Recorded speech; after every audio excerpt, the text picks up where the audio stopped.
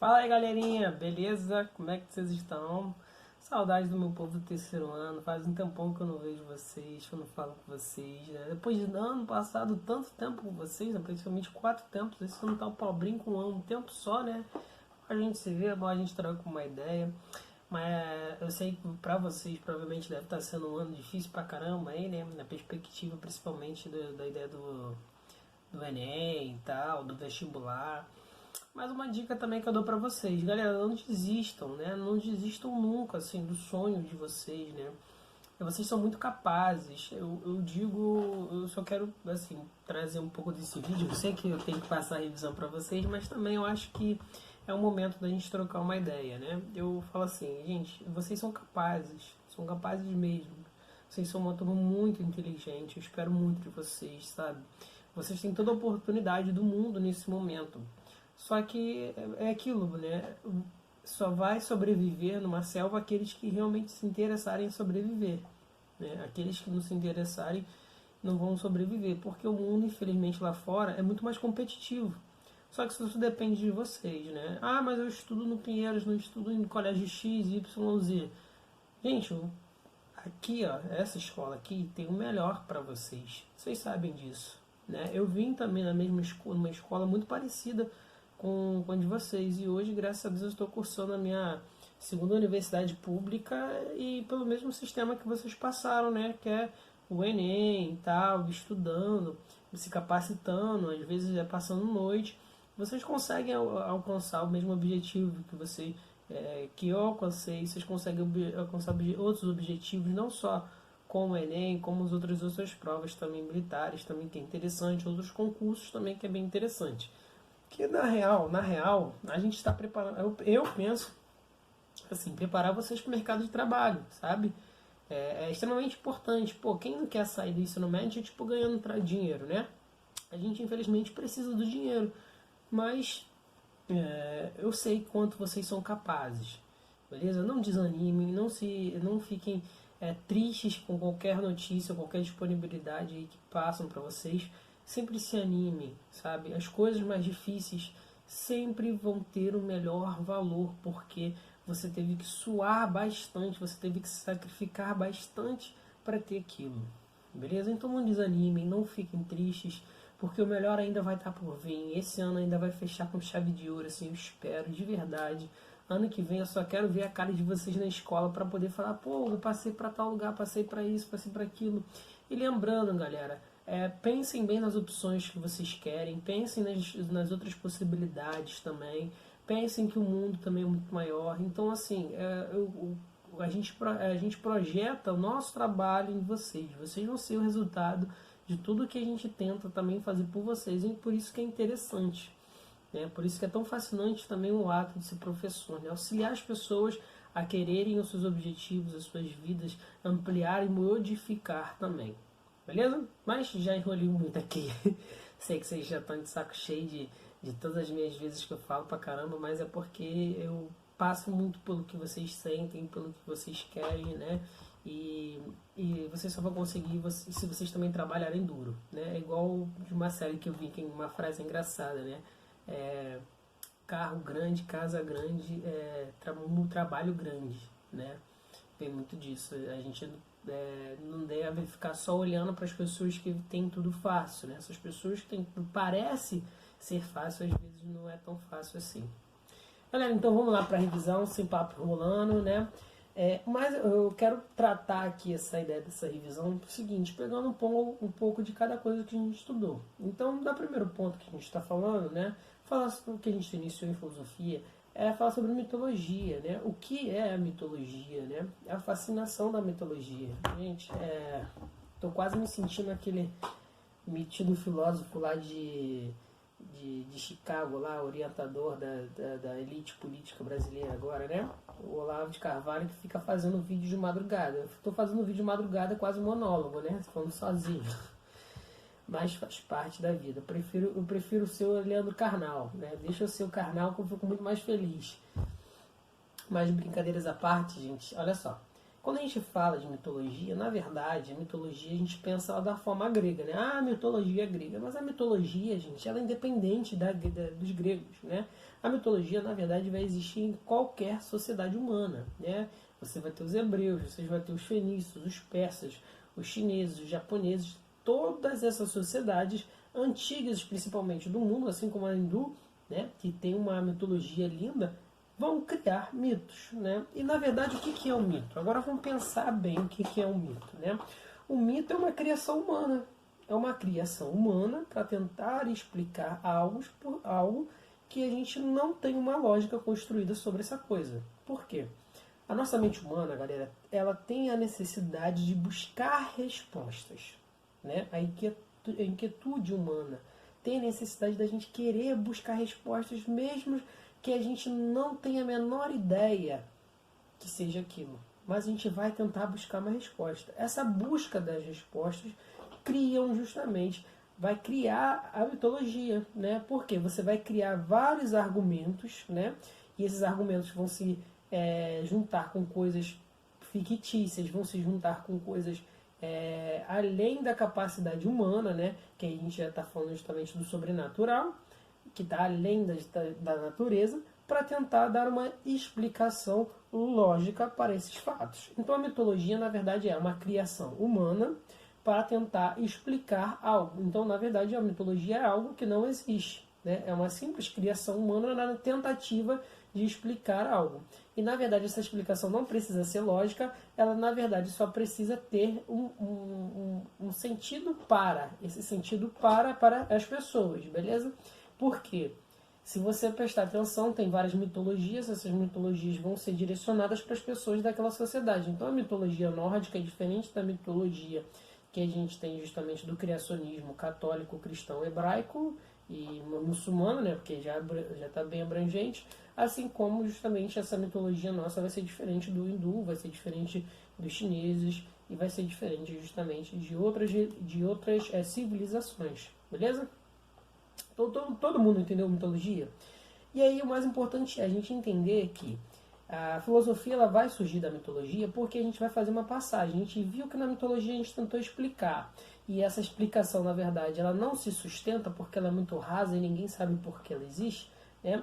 E aí você vai vir justamente com uma coisa chamada de cosmologia, né? Que é a organização lógica das coisas. Isso vem através justamente da ideia da filosofia natural, que vai pegar justamente esses mesmos elementos que surgem lá na mitologia, né, que é os aspectos da natureza, né, a chuva, o vento, a terra, né, tudo que está em torno necessário para a vida, né, que também está lá na mitologia, só que agora a gente vai começar a olhar essa mitologia de uma outra forma. A gente vai fazer uma crítica a ela, e essa crítica vem pelo teatro grego, mas a gente agora vai começar a olhar ela de uma outra forma, de uma forma mais racional. E aí essa forma que eu olho para a natureza de forma mais racional, eu chamo de cosmologia, beleza? Essa cosmologia é justamente o cosmo, ordem, né? Com a questão da logia, que é a lógica, beleza? Então são duas palavras, né, que vão se unir e vai justamente criar essa ideia de cosmologia, de ordem lógica das coisas. E essa cosmologia, né, e principalmente a palavra logia ou logos, vai ser fundamental para o nosso próprio entendimento da filosofia ocidental. Tá? Por quê? A gente vai se basear sempre na ideia do logos, porque a filosofia ocidental é sempre pautada na ideia da racionalidade, da razão. Ela não dá brecha justamente para qualquer aspecto da mitologia, qualquer aspecto que seja sobrenatural, assim diferente das filosofias orientais, como a ideia algumas ideias do hinduísmo, da ideia do chakra e tal, que faz parte do arcabouço justamente da mitologia e da filosofia oriental. Enquanto a nossa filosofia é justamente pautada pelo caminho contrário, o caminho da ciência, o caminho da racionalidade, é o caminho justamente do 2 mais 2 igual a 4, né? É do cientificismo, de tentar criar uma pragmação das coisas.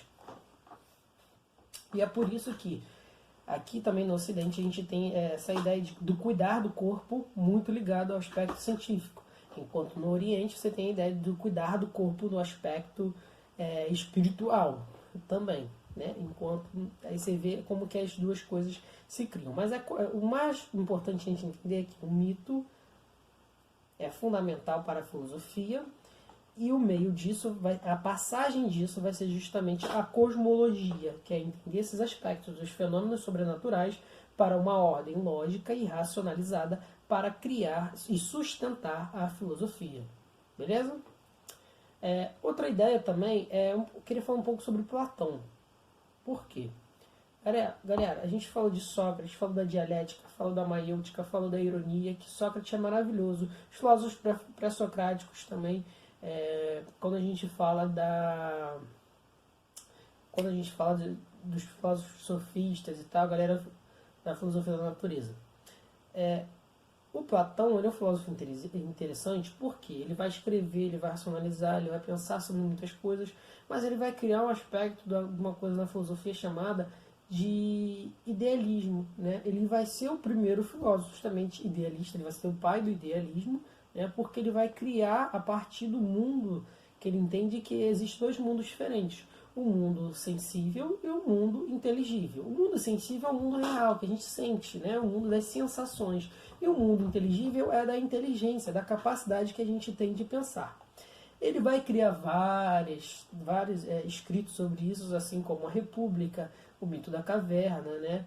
E aí ele vai criar justamente um chamado de mito de Er, né? Que é um paralelo ao mito da caverna.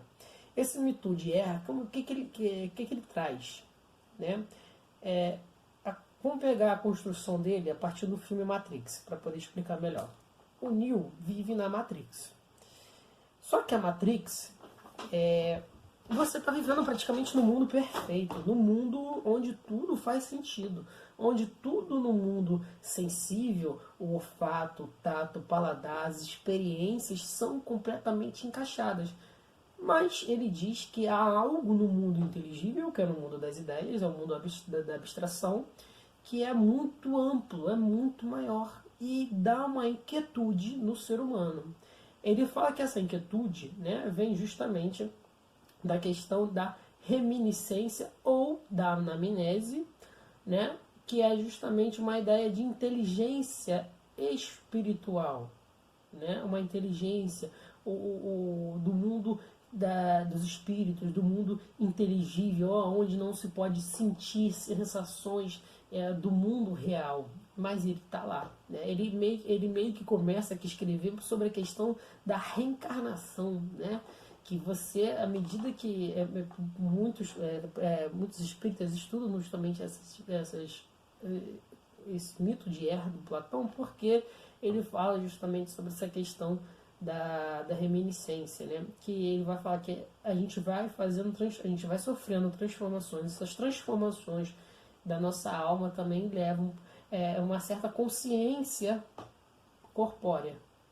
E é por isso que a gente vai ter justamente essa inquietude do questionamento, que aí vai ser justamente a mesma inquietude do Neo lá na Matrix. Ele vivia uma vida, né, perfeita das sensações, onde tudo se encaixava, mas dentro do mundo inteligível dele, ele tinha uma inquietude do pensar sobre aquilo, saber se aquilo era real ou não, né? Essa inquietude do ser humano do questionamento. E aí o Platão fala que isso justamente vai estar lá no mundo justamente lá no mundo inteligível, no mundo da reminiscência, no mundo da reencarnação ou da anamnese, beleza? Outro aspecto também que a gente tem que entender são as mudanças, né? O mundo ele é feito de mudanças. A gente viu a mudança justamente lá do cosmos, essa organização de mito, cosmos e filosofia, né? A gente vê que tudo está em constante mudança. O que é hoje é simplesmente um passado do futuro, né? Então o presente, na verdade, não é uma existência, né? Não é um momento. Na verdade, o presente ele nem pode se dizer que ele existe. Mas há um hiato, né, entre o passado e o futuro, que é o presente. Mas esse presente também ele é relativo entre o passado e o futuro, né? Porque tudo vai determinar, o que vai determinar tudo isso vai ser o tempo. Eu estou falando com vocês aqui, está passando os segundos. Esse segundo nunca mais vai voltar. Ele já foi no passado, que eu acabei de falar. Então, essa questão lógica da filosofia é importante a gente também entender, tá bom? Gente, para encerrar, né, esse estudo não ficar muito longo, não sei que vocês já estão aí de paciência cheia de ouvir minha voz, de toda essa abstração filosófica, né? Mas o bom que eu posso falar assim mais com vocês, que vocês já têm maturidade para entender isso, né? Toda essa abstração filosófica se aplica a qualquer coisa na nossa vida, né? A partir de como a gente enxerga as outras pessoas e como as outras pessoas também enxergam a gente. E vocês vai ver que isso vai ficar cada vez mais amplo, mais gostoso, mais divertido, mais... Cara, dá uma vontade, assim, quando você fala de questões filosóficas para a sua vida e dá uma nova ressignificação de tudo, que é simplesmente quase prazeroso você sentir essa construção racional, essa ideia de desconstruir, reconstruir de novo, ou desconstruir e deixar um questionamento claro para que você tenha a possibilidade de construir de novo, né? Porque não vale a pena só você desconstruir para simplesmente deixar um grande vazio, né? Desculpa essa minha divagação, mas né, por causa da hora, 2 horas da manhã eu estou aqui falando, mas eu adoro fazer isso. Eu queria falar sobre a questão do Aristóteles, né? O Aristóteles, ele é um cara, um filósofo massa demais. Ele é um cara que estuda de tudo. Ele estuda física, estuda matemática, ciências humanas. Para ele não tem ruim, né?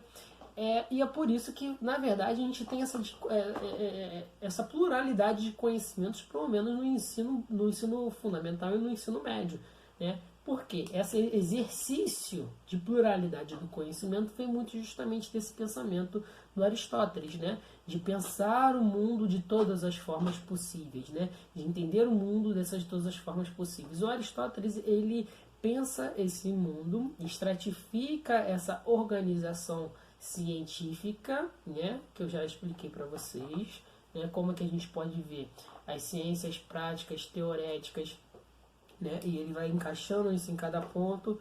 E aí também do Aristóteles você vai vir também as ideias de não só das ciências, mas a ideia também das virtudes, né? Ele é um filósofo muito ético, que traz a ideia da ética política para a vida cotidiana, né? E ele fala sobre a questão da virtude, né? Que a virtude nada mais do que uma razão ética, do que um equilíbrio entre as duas partes, né? Entre a vida racional e a vida emocional, que a gente deve se equilibrar sobre essas duas partes, né?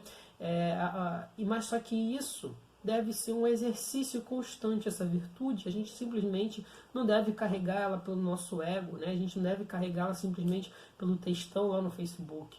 A gente deve, na verdade, carregar essa virtude em nossas ações no dia a dia.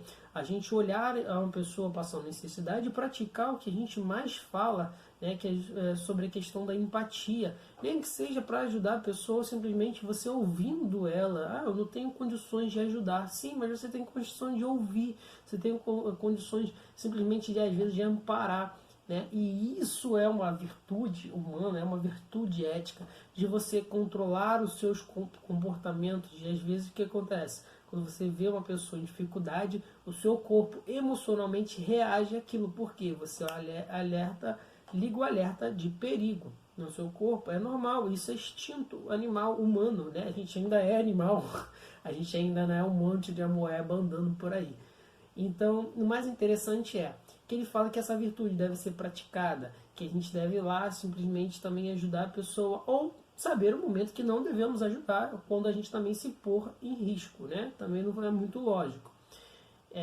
O mais importante do Aristóteles é a gente entender que ele é um filósofo generalista, que ele vai aplicar várias ideias. O Aristóteles vai se preocupar justamente com ciências, com matemática, vai se preocupar com política, com religião, vai se preocupar praticamente com tudo, e ele vai ser o que é o Aristóteles? O Aristóteles praticamente é um filho do Sócrates com Platão, certo? Só que é mais ainda, porque ele é uma evolução desses dois primeiros filósofos, beleza? Gente, eu não quero estender muito esse vídeo por aqui, espero que vocês façam um bom simulado, espero realmente que ocorra tudo certo. beleza? Forte abraço para vocês e um beijão.